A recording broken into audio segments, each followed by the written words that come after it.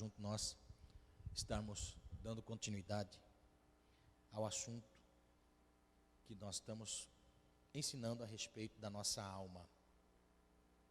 Um assunto maravilhoso, um assunto de suma importância e necessidade para nós nesses dias. Nós estamos vivendo um tempo onde nós precisamos ter esta consciência de que a nossa alma, ela se entristece por muitas coisas, mas nós temos que caminhar pela fé. Como Deus disse para Abacuque, o meu justo viverá da fé, não é? E depois o apóstolo Paulo também faz menção na carta aos Romanos acerca do justo viverá da fé. Então, explica para mim, pastor, aonde age a fé? A fé não age na alma, a fé age no nosso espírito, convicção. A nossa alma nos trai, não é? Quando você está triste, você quer estar no meio de pessoas? Não. Quando você está alegre, você quer estar sozinho? Não. Então, logo nós entendemos que a nossa alma é levada pelos momentos da nossa vida. No entanto, que a Bíblia vai dizer para nós, quem está triste, ore, quem está alegre, cante louvores. A tristeza e a alegria faz parte do nosso sentimento, por isso nós temos que disciplinar a nossa alma, usar a fé, que é uma convicção, crer que Deus está acima de tudo e de todos. Então, estar na presença de Deus é disciplinar a sua alma, é disciplinar a alma para a obediência ao Senhor. Porque mesmo não tendo razões lógicas, plausíveis, palpável, nós servimos a Deus pela fé, não é? O que dizer dos nossos irmãos que perdem os seus parentes, perdem seus filhos, perdem saúde, mas continuam ainda confessando a fé no Senhor Jesus?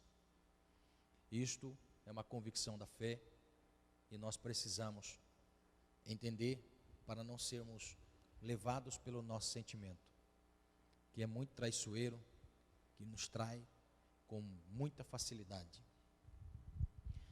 Dando continuidade ao estudo que nós estamos falando sobre a nossa alma, nós fomos ingressados nesta fé a partir do momento que nós aceitamos um convite. Então abra sua Bíblia comigo, por favor, Mateus capítulo 11, verso 28 e 29. Mateus 11, 28. É o convite que um dia nos foi feito.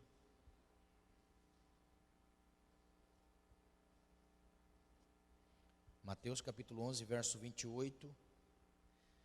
Quem achou pode ler bem alto, por favor.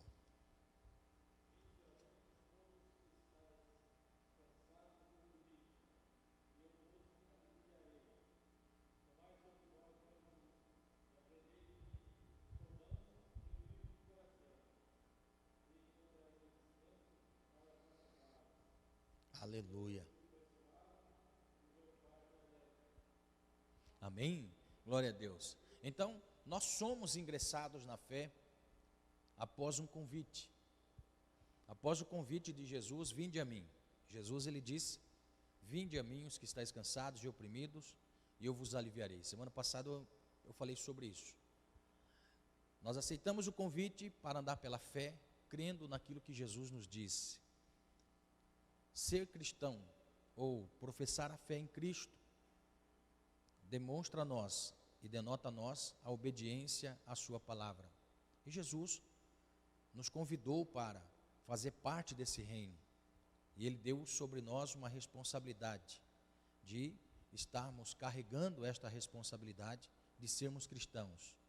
E Ele disse que o jugo seria trocado por um jugo mais leve, tiraria o pesado, colocaria o leve e daria para nós uma libertação de uma vida velha para uma vida nova, porém com responsabilidade. Aí ele disse que nessa responsabilidade é aprender dele, que é ser simples e humilde, e depois ele disse que nós encontraremos descanso para a nossa alma. Então, descanso para a alma, para nós, é um entendimento de que quando nós estávamos sendo assolados pelo mal, pelo pecado, o Senhor Jesus nos fez um convite e nós aceitamos. E ao aceitar o convite, nós passamos a aprender com o Senhor, a aprender com Jesus, para nós termos descanso para a nossa alma. Então, descanso para a alma é algo que todas as pessoas precisam nos dias de hoje. Nós estamos carregados de informações, nós estamos sobrecarregados de coisas na nossa mente, que todos os dias nós vamos acumulando, e nós precisamos encontrar descanso de forma a compreender qual é o nosso propósito nesta vida, entender que a nossa vida não é apenas uma vida que se esvai depois da morte, mas que continua para toda a eternidade. Então, aceitar esse convite de Jesus é aceitar um chamado de aprender com o Senhor. Então, aprender com Jesus, nós tiramos muitas lições do seu ministério, do seu chamado. Muitas pessoas pensam assim que Jesus como Deus. Certa vez eu estava ensinando numa escola bíblica e um jovem disse para mim: pastor, mas para Jesus foi fácil porque ele era Deus. Então foi fácil Jesus assimilar as coisas, fazer as coisas, entender as coisas, porque ele era Deus. Não. Hebreus capítulo 2, verso 14, vai dizer para nós que aos filhos está ordenado participar da carne e do sangue, como ele também participou da carne e do sangue, para que ele aniquilasse aquele que tinha o império da morte, isto é, Satanás. Então Jesus, ele foi homem. Jesus foi homem como nós, foi pessoa como nós, foi um ser humano como nós. E Jesus, na sua humanidade, ele passou também pelos dilemas da vida. Jesus chorou quando perdeu um amigo, ou quando viu a incredulidade daqueles que professavam a fé em Deus. Jesus chorou. Jesus se entristeceu. Quando Jesus vai para as terras de Tiro e Sidom, ele não queria estar com ninguém, ele queria estar só. Por muitas vezes nós vemos na Bíblia Jesus se apartando da multidão porque queria ele estar só.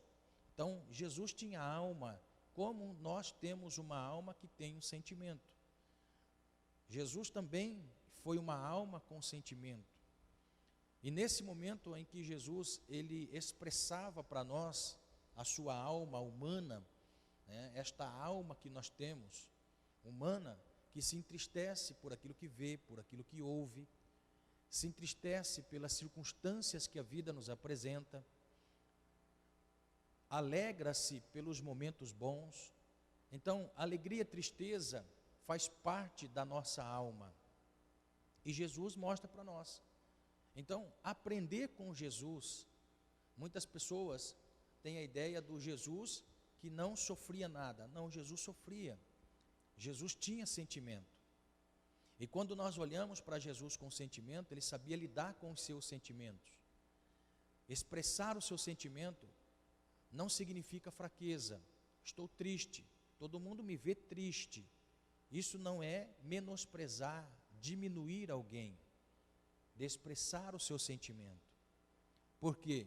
Porque o difícil é nós vivermos como humanos parecendo Deus. Isso que é o difícil. Viver o humano parecendo Deus. E Jesus nos ensina que não precisamos viver como Deus parecendo humano, não é? Olha só, viver como Deus é não demonstrar sentimento, porque Deus não tem sentimento. Por que é que Jesus se fez carne? Para Deus sentir o que nós sentimos. Sentir o que nós sentimos. Então Deus não nos chamou para ser Deus, Ele conhece a nossa estrutura, por isso Davi diz: lembra-te, Senhor, que sou pó. Não é? Sou humano. Então Jesus viveu como homem sendo Deus, e mostrou os seus sentimentos como homem. Agora, o que nós aprendemos com Jesus é que em nenhum momento Jesus como homem saiu fora do propósito de Deus, saiu fora do chamado de Deus, saiu fora daquilo que Deus tinha traçado para o Cristo, o Jesus, o homem, né? Então, O importante é nós sabermos que mesmo sendo homem, passando por sentimentos de adversidade e sentimentos que levavam ele, muitas vezes, a estar só, vivendo aquele momento, Jesus não saiu do propósito. Jesus não saiu do propósito. Jesus, ele passa a conhecer o sentimento humano, o sentimento da alma. Então, aprender com Jesus, por isso que ele disse, quando você passa a aprender de Jesus, manso e humilde, Jesus, ele vai ensinar a cada um de nós a lidar com a nossa alma, para nós não sermos pegos de surpresa, não é? Então, encontrar descanso para a alma é saber que nós temos que trabalhar esta alma de forma a induzi-la à obediência ao Senhor, a servir ao Senhor, a estar no Senhor. Isso é muito importante. Então, que Deus possa fazer isso nas nossas vidas através da obediência à sua palavra. E diga-se de passagem, nós precisamos a cada dia ter uma porção do Senhor revelada em nós. Nós precisamos dessa palavra revelada em nossas vidas. Sabe por quê? Porque eu estava hoje meditando em algo interessante. Quando nós nos convertemos a Deus, eu não sei em que dia você se converteu ao Senhor. Eu não sei qual dia da semana e também não sei qual culto que você estava que fez com que você, o Espírito de Deus fez com que você tivesse entendimento a respeito da sua salvação. Eu não sei que dia foi, mas nós temos alguns cultos. Nós temos culto da família, nós temos culto de libertação e oração, nós temos culto de ensino da palavra, nós temos cultos nos lares. Então, de comum nós temos 3 cultos que nós participamos. Nós temos o culto de domingo, culto da família, nós temos o culto de quinta-feira, que é de oração e libertação, e nós temos o culto de terça-feira, que é o culto onde nós entramos na esfera de Deus, no mundo de Deus, que é o mundo revelado a nós pela sua palavra. É onde Deus se revela pela palavra. Agora olha só, o tabernáculo também tinha 3 áreas importantes. O tabernáculo de Moisés no deserto tinha 3 áreas de suma importância para o povo judeu. Quando os sacerdotes passavam a cerca, eles entravam no átrio, aonde tinha o altar de sacrifício, aonde tinha a bacia de lavagem do sacerdote, aonde ficavam as pessoas comuns, pessoas que iam ofertar o seu sacrifício.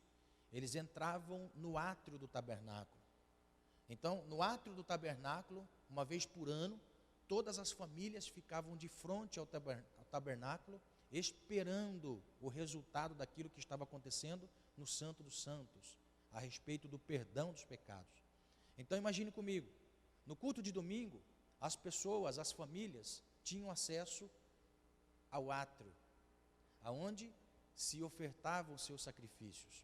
O culto de domingo é onde a família se reúne, aonde os convidados vêm para fazer as suas visitas e entram no átrio, não é?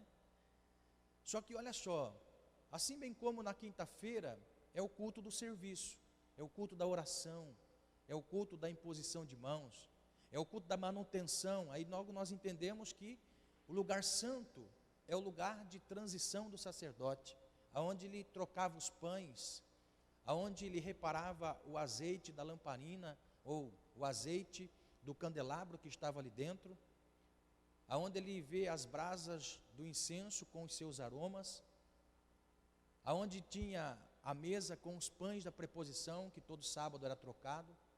Então logo nós temos o culto de quinta-feira, nós temos a revelação do serviço de todo cristão, de todo aquele que professa Cristo, tendo Cristo como a nossa luz, tendo Cristo como nosso alimento, tendo Cristo como aquele que intercede por nós. Então logo nós temos o culto de quinta-feira como o culto aonde nós prestamos serviço ao Senhor. Mas o culto de terça-feira é o culto quando nós entramos no Santo dos Santos. Aleluia! Eita, glória a Deus! É onde nós entramos para ter a revelação de Deus, aonde nós conhecemos a Deus pelo lado de dentro, não apenas pelo lado de fora. É onde nós estamos naquilo que é sagrado, que é a lei de Deus. A lei de Deus estava no Santo dos Santos. Então quem tem a lei de Deus dentro do seu coração, como o salmista ele diz, escondi a tua palavra no meu coração, para eu não pecar contra ti. Aleluia! A partir deste momento eu tenho vida espiritual, que é a vara de Arão que floresce no deserto. Por quê? Porque quando eu aprendo a palavra de Deus, tudo está um deserto à nossa volta, mas nós florescemos como a vara de Arão que floresceu. Aleluia! Nós temos o alimento espiritual quando nós assim entendemos que passamos de geração a geração. Pessoas das gerações passadas comeram este mesmo alimento espiritual. Aleluia! Então o culto de terça-feira é o culto quando nós entramos no Santo dos Santos. Aleluia! É onde Deus se revela a nós. É aí que nós conhecemos a natureza humana e a natureza divina, o ser divino que é Deus. Por isso, você que não entrou ou não entra no Santo dos Santos, querendo descobrir Deus, se alimentar de Deus, conhecer os preceitos de Deus, para ter uma vida espiritual saciada somente pela presença de Deus, eu convido você a participar no culto de terça-feira. Amém? Aleluia! Culto de domingo vem os visitantes e as famílias. No culto de quinta é o serviço e no culto de terça é o alimento espiritual no Santo dos Santos. Amém? Aleluia! Glória a Deus. É por isso que quando nós estamos nesta revelação, neste ambiente de revelação, neste ambiente onde nós temos luz na nossa mente, onde Deus ilumina a nossa mente para o caminho a ser seguido, então é no Santo dos Santos que nós temos essa revelação. Aleluia. Eu não sei você, mas eu sinto a força de Deus, eu sinto o ânimo de Deus, eu sinto o poder de Deus, o amor de Deus, quando nós entramos nestas revelações. Amém? Aleluia. Glória a Deus. Então, nós vamos continuar o nosso culto ensinando sobre a cura da alma. Nós estamos falando sobre José. Todos nós temos José como uma figura de Jesus. Segundo a tipologia bíblica, José é um tipo de Jesus, ou seja, assim como José sendo homem, José padecendo os seus sofrimentos, José sendo obediente, José sendo honrado, José tendo posição, a figura de Cristo também representa a José. Então, quando nós olhamos para isso, nós temos que nos atentar às entrelinhas da vida de José. Se Jesus disse para nós que nós temos que aprender dele para encontrar descanso para a sua alma, então logo nós aprendemos muitas coisas acerca do tipo que foi Jesus na pessoa de José. Então José, para nós, traça uma linha de pensamento em que nós passamos a observar a vida de José nas entrelinhas e descobrimos coisas da alma humana. Descobrimos coisas em que o humano tem dentro de si que nem mesmo ele sabe, mesmo sendo um homem e uma mulher de Deus. Então, quando nós olhamos para a vida de José, nós tiramos muito aprendizado. Nós temos José como uma figura. E logo quando José, ele sobe ao poder, José, a Bíblia vai dizer para nós que assumindo o cargo de governador abaixo de Faraó, de todo o Egito, quando José tem o primeiro filho, José coloca o nome do seu filho. Então, abra comigo a sua Bíblia, Gênesis 41, no verso 50, verso 51 e verso 52. Gênesis 41, verso 50.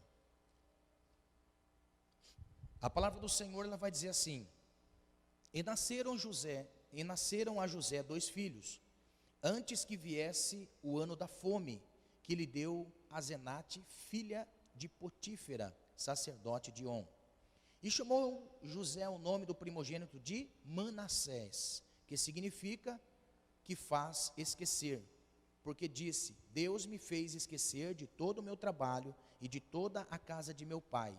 E o nome do segundo chamou Efraim, que significa duplamente frutífero, porque disse: Deus me fez crescer na terra da minha aflição. Então, o primeiro filho de José se chamava Manassés, que significa Deus me fez esquecer. Lógico que nós conhecemos a história de José, e por conhecer a história de José e chegar a este momento, nos chama a atenção que o passado de José nunca foi esquecido da sua memória, porque no momento mais feliz de José, no momento da felicidade de José, de ser pai, e aqui está dizendo que é o primeiro filho de José, a primeira coisa que ele quer expressar pelo lado de fora, naquele momento de alegria, é um sintoma de que estava guardado dentro do seu coração, dentro da sua alma, aquilo que nunca aconteceu na sua mente, esquecer o seu passado. Porque naquele momento de alegria, José tinha, naquele momento de prazer de ser pai, José aflora o seu sentimento. Deus me fez esquecer do quê? Do sofrimento e da casa de meu pai. Espera aí, se o momento é de alegria, por que é que ele está colocando o nome de seu filho? Deus me fez esquecer aquilo que me causa tristeza, se eu estou vivendo um momento de alegria. Então logo nós passamos a entender que é o primeiro sintoma que deixa claro para nós e evidente de que José tinha marcas na sua alma. José tinha marcas na sua alma que nunca foram curadas e cicatrizadas. Existe um problema muito grande em nós como cristãos. Quando nós professamos a fé em Cristo, quando nós professamos a fé em Jesus, e assim bem como passamos a servir a Deus, o velho homem ainda continua em nós. Eu acho linda a expressão que o apóstolo Paulo usa, de dizer que o velho homem ainda está em nós, eu tenho que me revestir do novo homem, porque o velho homem ainda está em nós. O velho homem ainda continua em nós. O que nós precisamos é revestir do novo homem, ou seja, proteger o velho homem que está dentro de nós e que pode a qualquer momento desatar o zíper e sair, aflorar, fazer notório. Então, o velho homem continua dentro de nós, mesmo sendo cristão. O que nós temos que fazer é alimentar este novo ser, que é o novo homem. Por isso Jesus diz: você trocou a carga, agora aprenda de mim para encontrar descanso para a sua alma. Como lidar com uma alma que foi ferida? Como lidar com uma alma? Irmãos, eu gosto muito disso porque sou pentecostal e como a frase ser pentecostal é acreditar no poder do Espírito Santo, é crer no poder do Espírito Santo. Quando nós falamos sobre libertação, sempre vem em mente o quê? Uma pessoa possessa que precisa ser liberta por Deus daquele momento, daquele adversário, daquele espírito. Mas e quando esta possessão não é por demônios, mas é uma possessão da alma, de forma a encontrar marcas e cicatrizes mesmo depois da conversão? Como há libertação para isso? Como há libertação para uma pessoa que não expressa nenhuma entidade espiritual, que não tem evidências de nenhum espírito maligno, e assim bem como é um templo do Espírito Santo? Então logo nós entendemos que a libertação não é apenas de espíritos malignos, mas sim, quando nós passamos a conhecer a nossa alma, nós vemos que a nossa alma está marcada, ferida, machucada, muitas vezes com feridas que nem mesmo o tempo, que é o que eu vou dizer, nem mesmo o tempo consegue apagar, consegue esconder. Então nós precisamos de cura na nossa alma. José mostra para nós que mesmo em meio à sua tristeza, que passou todos os anos, no momento da alegria, ele não soube desfrutar da alegria. Ele não conseguiu desfrutar a alegria, mas logo lembrou no passado. Então, a cura da alma é muito necessária. Curar a alma Porque uma vez curado, nós curamos pessoas. Uma vez ferido, ferimos pessoas. Note, uma pessoa que é ferida, se ela não tem cura na sua alma, ela passa a ferir as pessoas com aquilo que lhe feriram. Pegou? Em nome do Senhor Jesus, Deus quer curar a nossa alma. Para nós curarmos pessoas. Para nós curarmos pessoas no nome do Senhor Jesus. Então José foi ferido, machucado. José queria abortar a sua família e o seu passado. Isso é impossível. Não conseguimos abortar da nossa vida o nosso passado e nem muito menos aquilo que nos machucou. Mas nós passamos a receber cura quando nós entendemos que temos este sintoma. Existem pessoas que querem apagar o passado da mente, querem apagar o passado da alma, e isto é um sintoma de uma alma ferida. José mostra para nós, a semana passada eu falei sobre isso, a questão de dar o seu nome de Manassés, mostra que ele tinha uma ferida. O segundo sinal que José carregava na sua alma, e que era o sinal de uma alma ferida, nós encontramos no verso 42, ou capítulo 42, no verso 7. No capítulo 42 de Gênesis, no verso 7, nós temos a segunda evidência, ou o segundo sinal de que José tinha uma alma ferida. A Bíblia diz assim, ó: e José, vendo os seus irmãos, conheceu-os, porém mostrou-se estranho para com eles. A parte A do verso. O que nos chama a atenção nesta primeira parte do verso? Que José conheceu os seus irmãos. O tempo passou, os anos se passaram, o rosto envelheceu, a fisionomia se apagou da memória de como era, porém, a Bíblia diz que ele conheceu. Esta palavra conhecer denota para nós uma intimidade. Aquilo que ele tinha de intimidade pelos trejeitos da fala, pelo trejeito do costume, ele conheceu os seus irmãos.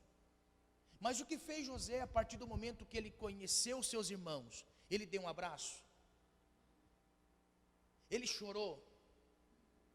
Ele esboçou algum sentimento? Sim, ele esboçou um sentimento de uma alma ferida. Ele fingiu que não conheceu. Olha só, ele fingiu que não conheceu. É a mesma coisa de nós estarmos aqui juntos, passarmos um tempo juntos, e pelos anos que se passam, talvez uma pessoa é transferida de trabalho, tem que mudar de cidade, e ao mudar de cidade, fica distante, não conseguimos ver com frequência, mas fica na nossa memória a fisionomia da pessoa. Qual é o sentimento que temos quando encontramos essa pessoa? Alegria. Expressamos sentimento. O que é que fez José? Conheceu, mas fingiu que não conhecia. É o sentimento de uma alma ferida. Que sentimento é este, pastor? É um sinal de que a alma foi machucada, e esta pessoa, para conviver com essa dor, para conviver com este sentimento, mostra para nós um sinal que esta pessoa usa uma máscara. Esta pessoa finge com aquilo que tem que ser verdadeiro. Uma pessoa que expressa com facilidade, um fingimento. José, naquele momento que viu seus irmãos, ele conseguiu transportar da sua alma o sentimento que ela estava vivendo todos esses anos. Eu consigo sair desta situação, como? Fingindo que eu estou bem. Fingindo que nada aconteceu. Isso para a psicologia é um sentimento chamado escapismo. Você consegue escapar de uma situação fingindo que ela não dói. Você vai diante da situação, e diante da situação que você está, você finge que não dói.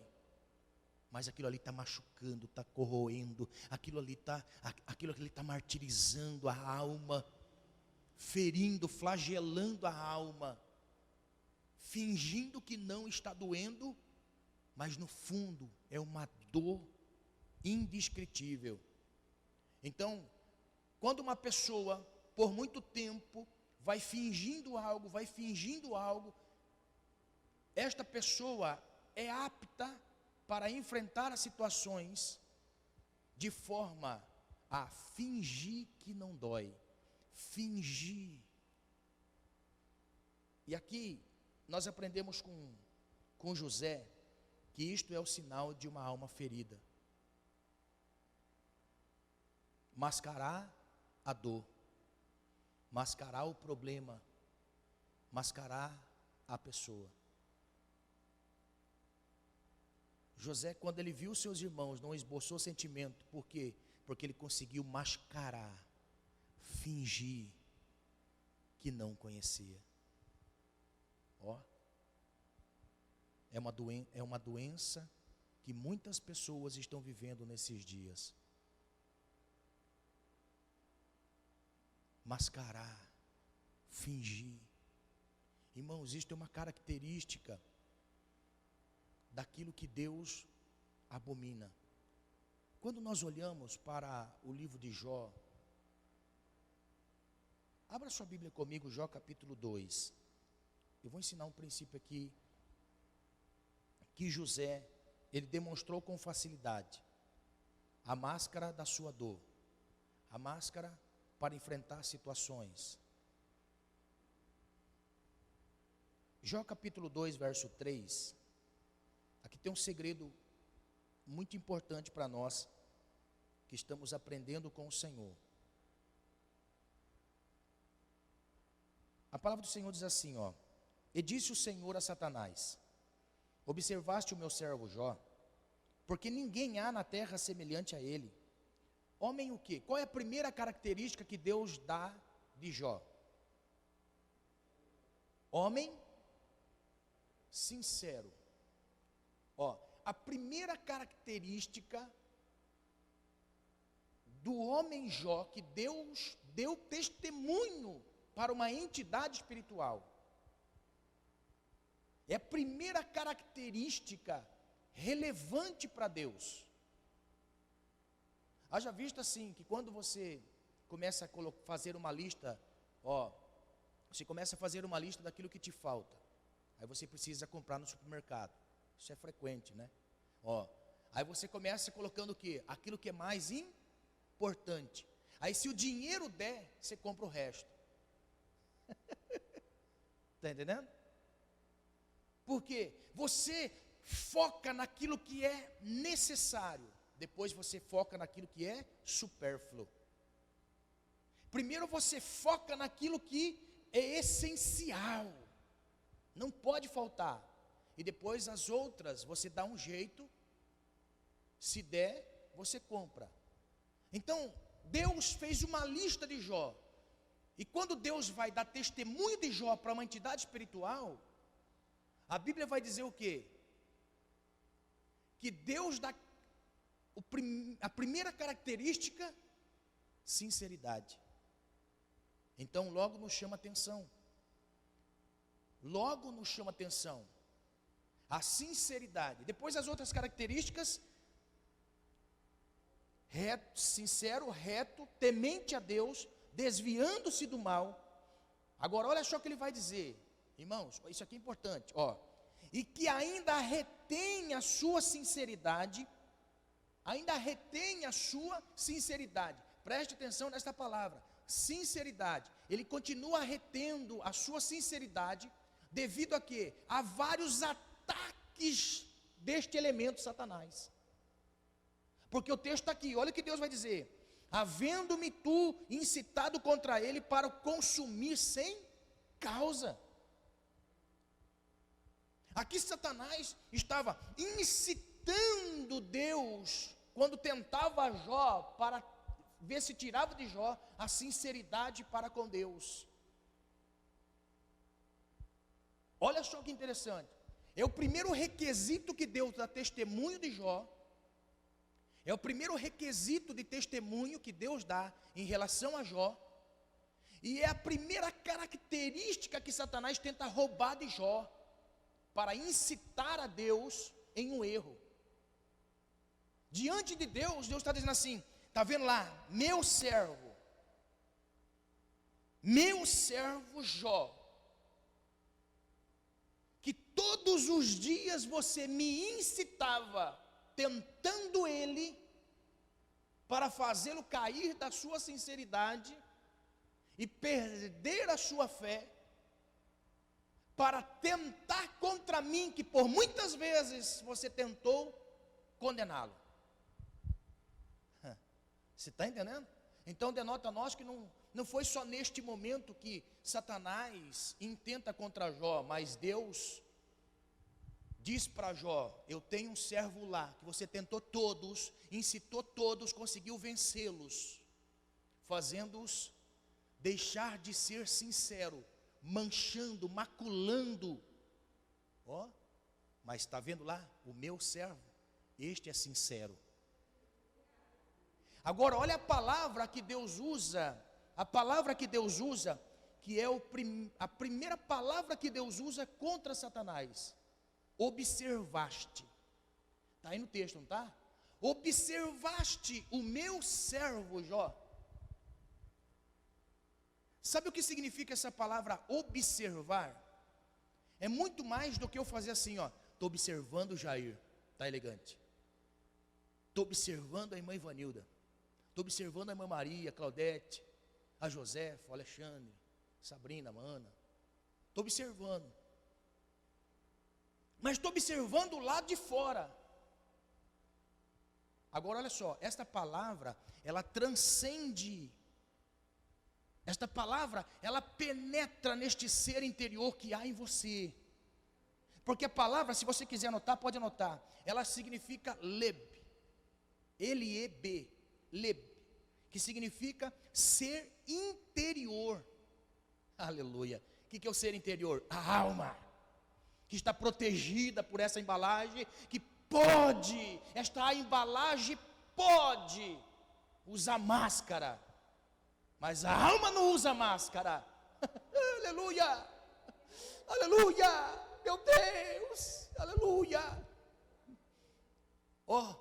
Observar significa olhar o ser interior. Anote, a mente, vontade, coração, inteligência. Meu Deus, aleluia, aleluia. Nós temos um Deus, irmão, que observa pelo lado de dentro, e nós temos um inimigo que observa pelo lado de dentro. Eu já vi muitas pessoas caírem da graça, porque mascaram uma fé em Deus. Mascaram uma fé em Deus. Todo mundo levanta a mão, glória a Deus. Todo mundo bate o pé, glória a Deus. Todo mundo vem, glória a Deus. Mas nós temos um inimigo que olha a nossa alma. Por isso que Deus disse para ele, observaste, ou seja, você penetrou na alma dele, sabe que tem mácula, então você trabalhou lá. Meu Deus do céu. Você olhou a alma dela e sabe que ela tem uma mancha, uma ferida lá. E você trabalha noite e dia para fazer com que esta mancha na alma a roube de mim. Está entendendo? É por isso que nós não podemos mascarar a fé em Deus. Nós não podemos fingir uma fé em Deus. Nós não podemos. Nós temos que amar verdadeiramente o Senhor, porque tem um inimigo, irmão, tem um inimigo que conhece as manchas da nossa alma.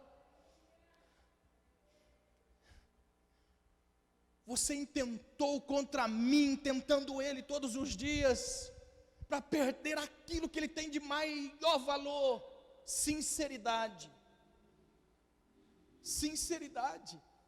Olha só, Jó, irmãos, se nós pegássemos Jó e virássemos Jó no avesso, ele era a mesma pessoa.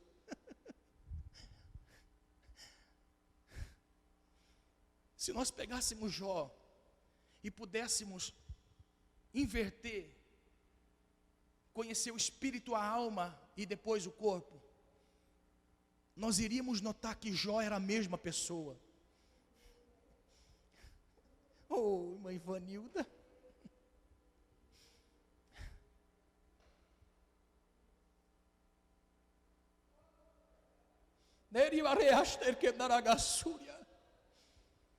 Nós poderíamos inverter Jó.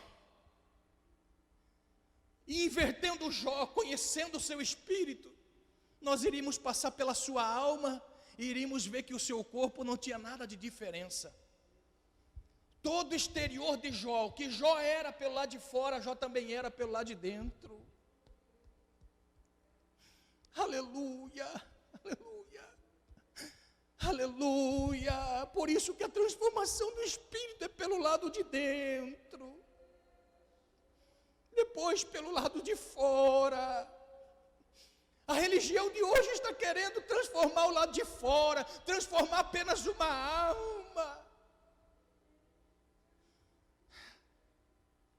Pastor, o senhor pode orar para mim, pastor? Sim, está acontecendo. Estou triste. Passa uma semana. Pastor, o senhor pode orar para mim? Posso. Por quê? Estou triste. Pastor, passou um mês. Pastor, o senhor pode orar por mim? Posso. Está acontecendo? Estou triste. Passa um ano. Pastor, o senhor pode orar para mim de novo, pastor? Estou triste. Alguma coisa tem. Ninguém pode viver triste o ano inteiro. Ninguém pode viver triste.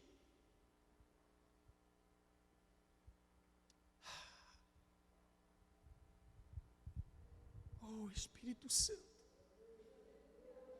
Vai ano, vem ano, continua sendo a mesma pessoa, não muda. Aprenda algo que eu vou dizer nessa noite. Por que é que Deus levou o povo dele primeiro a passar pelo deserto? Para provar o que tinha no coração. Esta palavra coração não é a máquina que bombeia sangue, mas era para conhecer a alma daquela pessoa. Ou seja, como nós nos comportamos quando enfrentamos as provas da vida. Olha só o que o Senhor está querendo dizer para nós. Como nós nos comportamos quando passamos as provas da vida. Ou seja, os desertos da vida, os momentos maus da vida. Como nós nos comportamos?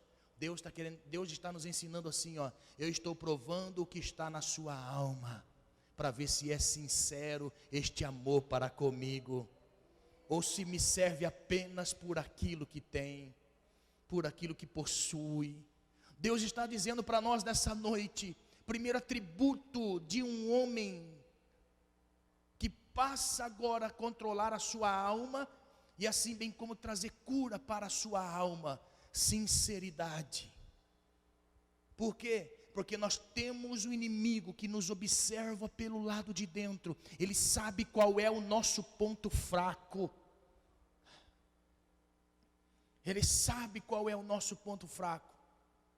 Por isso ele luta todos os dias, como Deus disse para Satanás: você incitava-me tentando ele, e assim bem como julgando que não tinha ninguém sincero na terra. Você note comigo, as provas moldam a nossa alma e prova o que está dentro dela. Você percebeu que a primeira coisa que Satanás vai tirar de Jó são as coisas exteriores? Por quê? Para ver se realmente o servir a Deus que Jó professava estava baseado no temor ou estava baseado nas coisas. Entendeu? Você já percebeu que uma pessoa, quando está muito triste, quer se matar? Mas ela não quer rasgar a nota de R$ 100. Já percebeu ou não? Uma pessoa está triste, e fala assim: eu vou me matar. Por quê? Porque a tristeza dela, a alma dela, tem um valor irrisório para ela, perante aquilo que ela possui.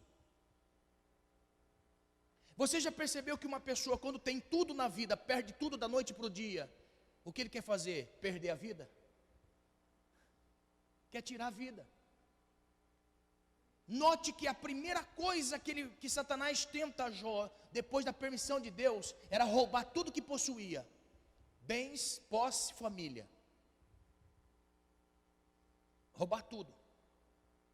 Olha só, mas Deus disse: você observou ele, viu que é sincero, e mesmo assim você quer tocar nele? Toque em tudo quanto tem, menos na sua alma. Você observou ele pelo lado de dentro e pelo lado de fora, e sabe que ele me serve por aquilo que eu sou, e não por aquilo que eu dou para ele. Aleluia, aleluia, aleluia. Aleluia. Ó, não use máscaras na fé. Não ande mascarado na fé. Em nome de Jesus. Só ande mascarado no físico, mas não na alma. É tempo de nós mascararmos o físico, mas não mascararmos a nossa alma. Aleluia. Seja sincero. Ó, esta palavra sincero, ela não tem para nós uma clareza bíblica, até porque era um costume. Então, nesse texto, quando a palavra sincero é escrita, ela não está denotando para nós uma raiz primária, ou seja, descende de um nome próprio. Não, era um costume da época. Então, esse costume da época era mais ou menos assim: era em cima do trabalho de um oleiro fazendo as suas obras de barro. Então, pelo processo de formação do vaso, é que dá-se origem ao nome sincero. O oleiro estava lá, pegou o barro, colocou na moinha, naquele negócio que fica girando ali, né? Aquele negócio vai virando, e o oleiro vai dando forma. Quando aquele vaso ou aquele utensílio de barro está pronto, mas está mole, porque ainda falta o processo do fogo. Então, naquele ato de pegar o vaso e levar até o forno para ser queimado e endurecido, acontecia algumas vezes do barro não suportar o calor, devido a uma liga do barro, e o barro passa a ter algumas fissuras, ranhuras, alguns defeitos. Por quê? Porque o barro esquentou tanto e ele não tinha tanta liga, houve-se uma fissura. Aí o oleiro, quando ia tirar o barro, tirar o vaso de dentro do forno, ele observava o utensílio. Ele pegava e começava a analisar. Ele analisando, ele encontrava as fissuras. Para não pegar o barro que já tinha passado pelo fogo e que não prestava para mais nada a não ser moído e virar caco, ele logo fazia como se fosse uma argamassa mole, chamado cera. E ele pegava da cor do barro e passava em volta daquele utensílio para mascarar a fissura. Aí quando uma pessoa chegava para comprar o utensílio, comprar o vaso, ele chegava nas prateleiras, olhava, analisava, esse aqui está bom, e começava a analisar. Só que como a cera era quase idêntico o barro, algumas pessoas, sabendo desse trabalhar do oleiro, logo pegava o utensílio e levava ao oleiro e dizia assim: este vaso é sem cera. Aleluia. Este vaso passou pelas suas mãos, este vaso passou pelas provas, este vaso aguentou as provas.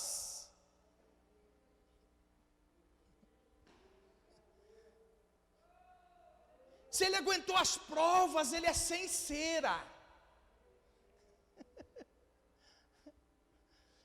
Se ele passou pelo fogo e ele não houve fissura, ele é sem cera. Aí ele perguntava assim: este aqui tem fissura, ele tem defeito depois de passar pelo fogo? Ele é sem cera.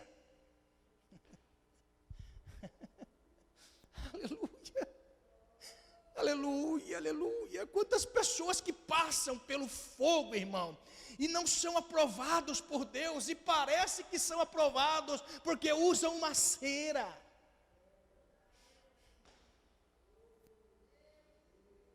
Pastor, fulano desviou, pastor. Você pode dar uma olhadinha no vaso, aquele vaso não é sincero. Não é sincero. Porque a prova não é para jogar o vaso fora. A prova é apenas para ver se tem liga espiritual. Se realmente o oleiro amassou bem. Parece que eu sinto a mão do oleiro pegando em mim assim. Aleluia, aleluia, aleluia. Aleluia. Ó, parece que eu vejo o oleiro colocando pessoas com o dedo na minha cara. Assim, assim, assim, assim, assim, assim, assim. Aleluia. Parece que eu vejo o oleiro dizendo assim: você vai passar necessidade para ver se você é humilde para pedir uma cesta básica. Está entendendo? Ai meu Deus, aleluia, aleluia, aleluia. Aleluia.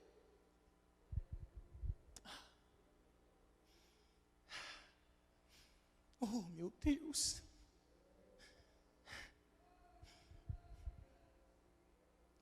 Sem cera. Senhor, quando eu passar pela prova do fogo ou pelo deserto, passe comigo.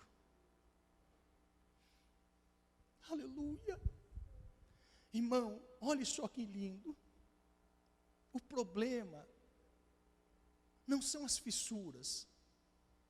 O problema é ser sincero. Eu tenho fissura. Eu tenho fissura.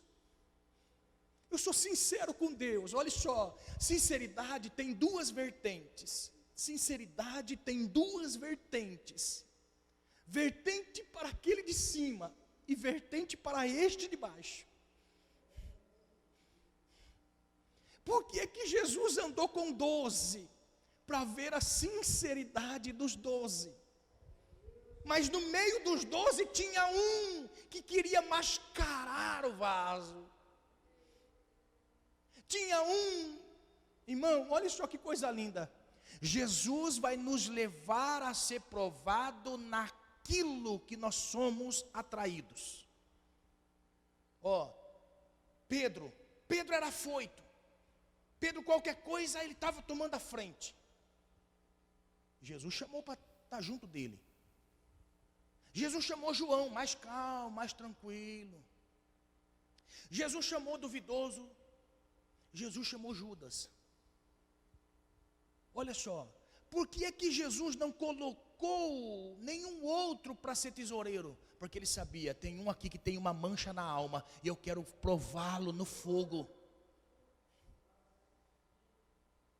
Tem um aqui que é afoito, então eu vou trazer por primeiro. Você nunca vai ver, nesta sequência assim, ó, você nunca vai ver João, Tiago e Pedro. Você nunca vai ver. Nos 4 evangelhos não tem em nenhum lugar essa sequência. João, Tiago e Pedro. Mas você vai ver Pedro, Tiago e João.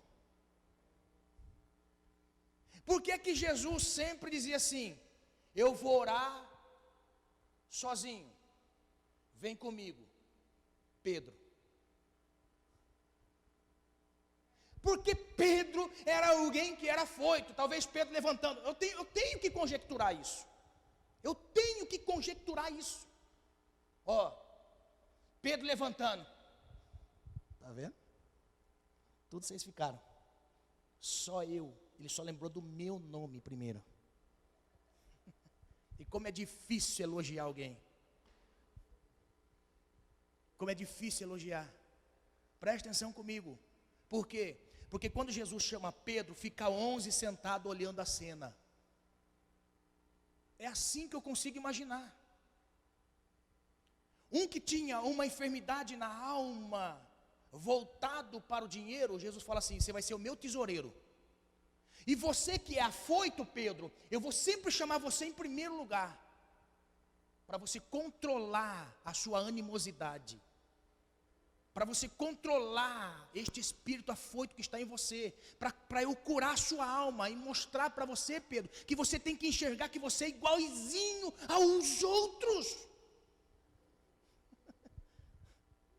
Enquanto você não aprender, Pedro, que eu chamo você por primeiro, não é porque eu quero estabelecer uma referência entre os demais. Eu quero apenas, Pedro, que você demonstre uma alma curada.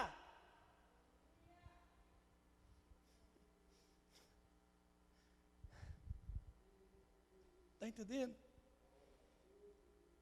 Olha só, é isso que Jesus está querendo nos ensinar. Por isso que ele chamava assim: Pedro, vamos para o monte orar. Tiago, venha também. João, venha também.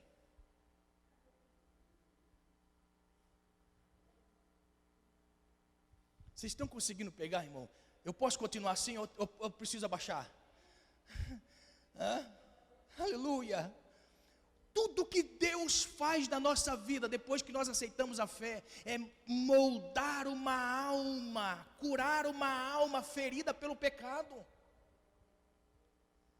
Deus quer nos ensinar a cada dia. Então, aquilo do qual eu sofro, é aquilo que me tira da presença. Vou explicar. Aquilo que eu sofro para tirar, você sabe qual é a sua dificuldade. Eu sei qual é a minha. Eu sei qual é a minha. Eu sei qual é o meu ponto que tem uma fissura. Eu sei aonde tem uma fissura em mim. E eu não quero usar cera. Eu quero ser sincero para com Deus. É por isso que Ele permite as provas na minha vida, para moldar a minha alma. Aleluia! Porque Ele não quer me perder, Ele não quer me perder, Ele não quer te perder, Ele não quer nos perder, assim bem como Ele não queria perder Judas, assim bem como Ele não queria perder Pedro. Mas era necessário Ele provar a alma. O que te coloca no chão? O que me coloca no chão? Sei o que me coloca no chão. Então preste bem atenção. Uma vez identificado o que me coloca no chão, esta é a minha fissura. Não use cera. Deixa o oleiro curar. Deixa o oleiro dar liga. Aleluia! Aleluia! Deixa. Aleluia! Não saia do propósito, não desvie nem para a esquerda, nem para a direita. Você pode observar, quando uma alma não compreende o trabalhar do Espírito de Deus, esta alma quer se refugiar em alguma coisa. Se refugia onde? Na máscara, fingindo. Mas Deus, que observa o nosso interior, Satanás, que observa o nosso interior, ele trama as suas tentações para tentar me engodar, prender, amarrar. Mas em nome do Senhor Jesus, o Senhor está dando cura a muitas almas. Se você sabe qual é o seu ponto em que você se sente frágil, quando você é levado a ser tentado, a ser tentada, proteja este lugar. Proteja. se você sabe que este é o lugar aonde a sua alma está com uma fissura, e o inimigo sabe que é ali, porque ele observa a nossa alma, e ele observando a nossa alma, ele vai nos roubar de Deus nessa área. E nós temos muitas áreas na nossa vida, nas nossas emoções. Existem alguns temperamentos: fleumático, né? Colérico, sanguíneo. Irmão, para Jesus lidar com o sanguíneo, para Jesus lidar com o sanguíneo, ele só precisa daqueles momentos onde tudo está propenso para você deixar suas veias ferverem.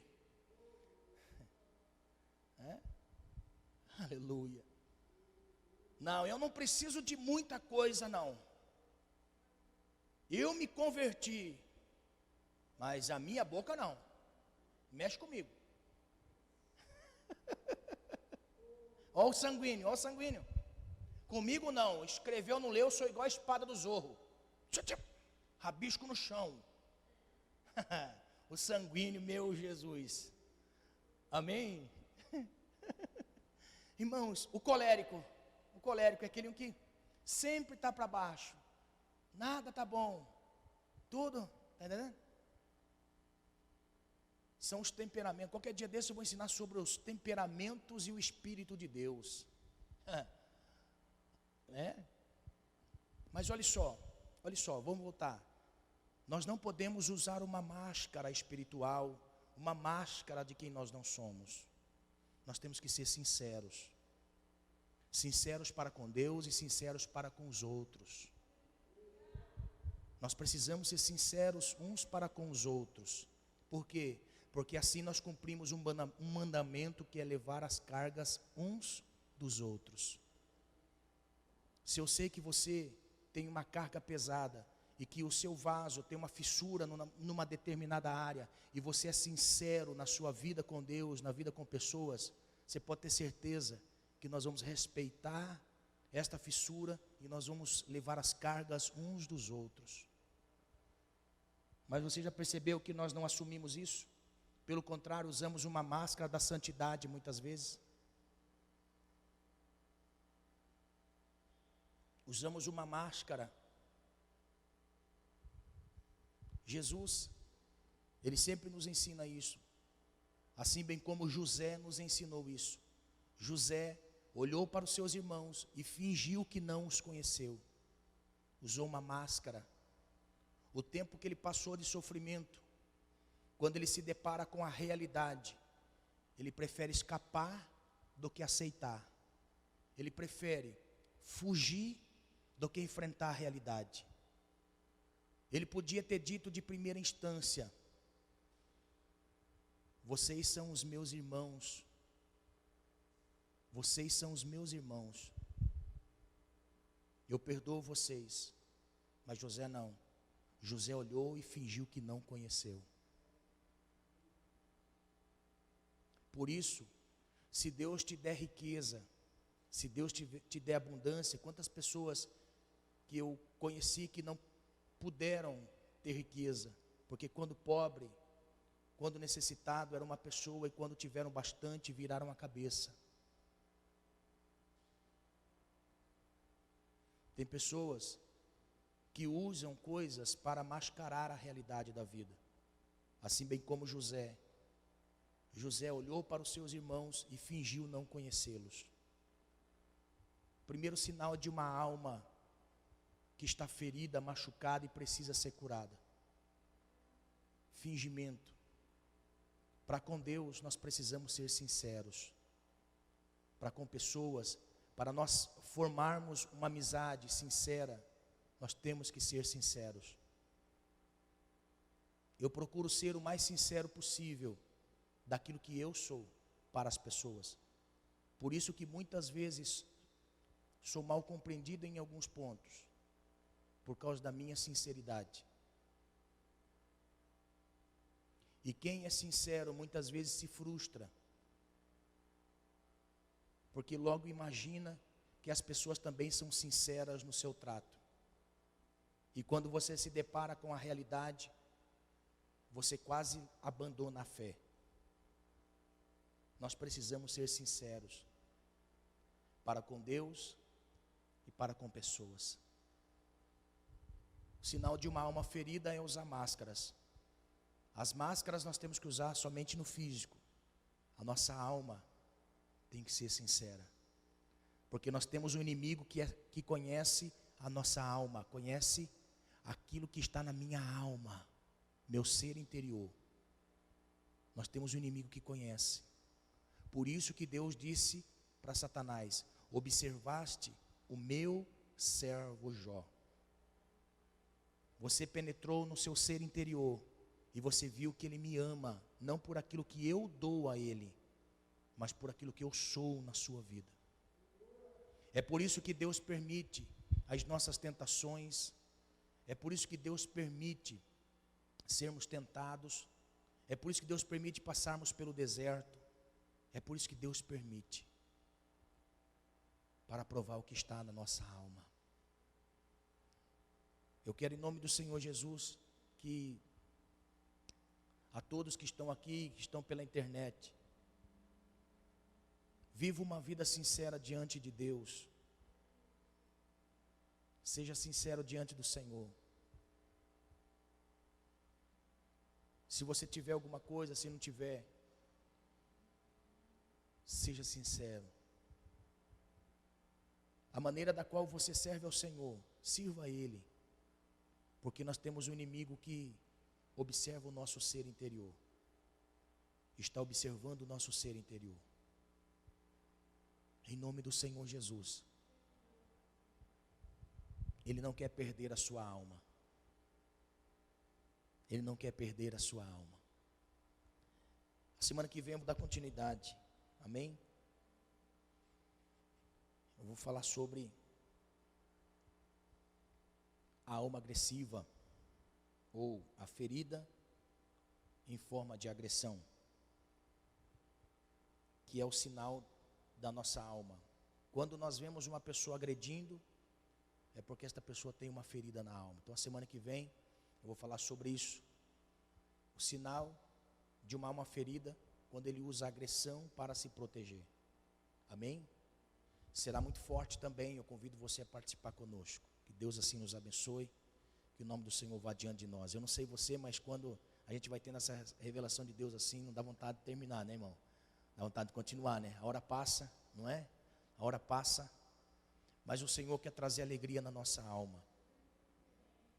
O Senhor quer fazer com que a nossa alma seja alegre nele. Amém? Se coloque de pé, nós vamos encerrar nessa noite.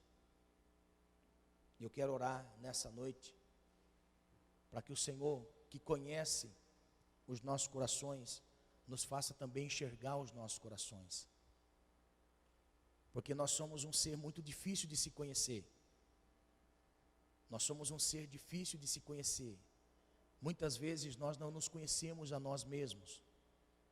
A nossa alma, muitas vezes, trai até mesmo a nossa fé. Que o Espírito Santo de Deus possa nos fazer enxergar quem nós somos. Que o Espírito Santo de Deus possa nos fazer enxergar quem nós somos. E tudo aquilo que nós não conseguimos mudar, que o Espírito de Deus nos ajude a mudar. Que o Espírito de Deus nos faça a enxergar o caminho correto a ser percorrido para mudar. E que nós não venhamos passar 40 anos no deserto como o povo de Israel.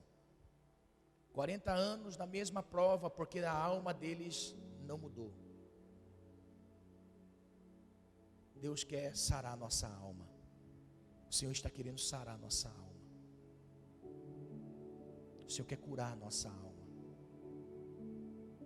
Porque existem muitas pessoas que nós vamos precisar curar nessa área que nós sofremos. E o Senhor quer que nós venhamos aprender de forma a curar outras pessoas. A dizer assim: eu percorri esse caminho, e esse caminho percorrido, Deus curou a minha alma, sou liberto disso. Libertação não é apenas de espíritos malignos. A maior de todas as libertações é a libertação do eu. É a libertação do eu engodado numa alma carente de paz, de alegria, de ânimo, de fé. A pior de todas as prisões não é aquela que os demônios colocam a pessoa, mas é aquela que nós mesmos estamos aprisionados, porque nós aprisionamos e fomos feridos, e esta ferida não cicatriza. Nós precisamos ser curados por Deus, ser curados pelo Senhor. E Deus permite certas coisas acontecerem na nossa vida para curar a nossa alma. E nessa noite nós aprendemos, Deus não quer que nós venhamos usar máscaras espirituais. Nós temos que ser sinceros diante de Deus. Sabe por quê? Porque assim bem como um vaso que tem uma fissura, se ele receber um líquido, esvai todo por aquela fissura. Se ele receber aquilo que tem valor, esvai. Sabe o que nós temos dentro desse vaso? O Espírito Santo. Sabe por que muitas vezes a pessoa está lá em cima e de repente está lá embaixo? O Espírito Santo vem e enche, mas aquela fissura vai minando o espírito da pessoa. Essa pessoa vai perdendo a razão de existir, a razão da alegria, do ânimo, da fé, porque o vaso tem uma fissura e ele precisa ser tapado pelo Espírito Santo de Deus. Não é apenas a cera sai. Nós precisamos ser curados pelo Senhor, curados, para que o Espírito Santo, de forma a permanecer em nós todos os dias da nossa vida. É por isso que Paulo encerra a sua primeira carta ao Tessalonicenses, no capítulo 5. Ele diz assim: e não entristeçais o Espírito. Quando se entristece o Espírito, é quando nós temos uma fissura e ele se esvai, porque aquilo que nós fazemos ofende a pessoa do Espírito. Em nome de Jesus, peça a Deus que conhece nós pelo lado de dentro. É isso que eu peço ao Senhor. Eu não peço posições a Deus, eu peço apenas que Ele me ajude a tapar a fissura, me ajude a curar a minha alma. Senhor, eu sei que a Tua palavra foi ministrada e ela que tem poder, Senhor. Em nome de Jesus, nós precisamos da presença do Senhor em nossas vidas, porque sozinho nós não conseguimos. Sozinho nós não conseguimos, meu Pai. Queremos ser sinceros diante do Senhor. Queremos andar em sinceridade com pessoas. Senhor, cura nossa alma, Senhor. Cura nossa alma. Assim bem como José, Senhor, estava com a alma ferida, olhou para os seus irmãos e fingiu não conhecê-los. Pai, em nome de Jesus, que o Senhor venha curar a nossa alma. Em nome de Jesus, Senhor. Em nome de Jesus. Em nome de Jesus. Que o Espírito de Deus nos ajude. Pastor, como que o Espírito de Deus nos ajuda?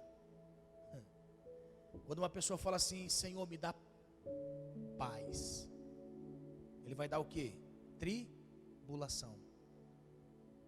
Senhor, me dá paciência, Ele vai dar prova, vai dar perturbação. Tudo aquilo que nós pedimos, Ele não vai dar para nós o contrário. Ele vai permitir que nós usemos uma sementinha, que é a sementinha da palavra de Deus, que é colocada em nós. Você sabia que no reino de Deus nada vem pronto, tudo vem para ser plantado? Conta-se que um homem teve um sonho, e neste sonho ele sobe até o céu, e ele começa a andar pelas ruas do céu, e começa a ver grandes lojas, aonde ele vai andando, e se depara com uma loja com uma porta aberta. Ele entra, chegando no balcão, ele começa a olhar, vem um anjo e diz assim: o que você quer? O que você quer? O que vende aqui? Todos os dons de Deus. Olha, eu quero então paz, alegria, ânimo, fé, coragem, ousadia, amor. Que mais? Perseverança, unidade. Que mais? Eu quero tudo que eu preciso para viver lá na terra. O anjo pega, sai da presença dele. De repente o anjo volta e diz assim: abra a sua mão. Ele abriu a mão e despejou um monte de semente na mão dele. E aquelas sementes, ele começou a olhar aquelas sementes e ficou admirado, porque ele pediu tanta coisa e agora ele recebe, cabe tudo na palma da sua mão. Ele revoltado olha para o anjo e fala assim: mas eu pedi muitas coisas, eu pensei que eram coisas grandes. O anjo fala: na loja de Deus não vendemos frutos, apenas sementes. No reino de Deus nada é fruto, tudo que nós recebemos são apenas sementes. Por isso que todas as vezes que eu ministro, eu sempre digo: receba essa semente, plante ela na terra da obediência. Sabe o que eu vejo? Muitas vezes as pessoas levantam das cadeiras e deixam as sementes em cima da cadeira, outros jogam no chão, outros jogam na porta. E quando estão para plantar essa semente na obediência, cadê a semente? Esqueceu, passou-se a oportunidade. Porque no reino de Deus não se vendem frutos, apenas sementes. Plante em nome de Jesus essa semente na terra da obediência e você vai ver que Deus vai curar a sua alma. Amém? Que Deus nos abençoe em nome de Jesus. Quinta-feira tem culto, amém? Quinta-feira tem culto. Eu convido todos vocês a participar conosco. Vamos encerrar esse culto nessa noite. Obrigado, Deus, por essa palavra que veio rema sobre nós. Ajude-nos a plantar, Senhor, esta semente na terra da obediência, e que nós venhamos ser sinceros diante do Senhor, Pai, diante de pessoas. Em nome de Jesus, leva-nos de volta aos nossos lares. Em nome de Jesus, Senhor, guarda, livra de todo mal. Em nome de Jesus, amém. Graças a Deus.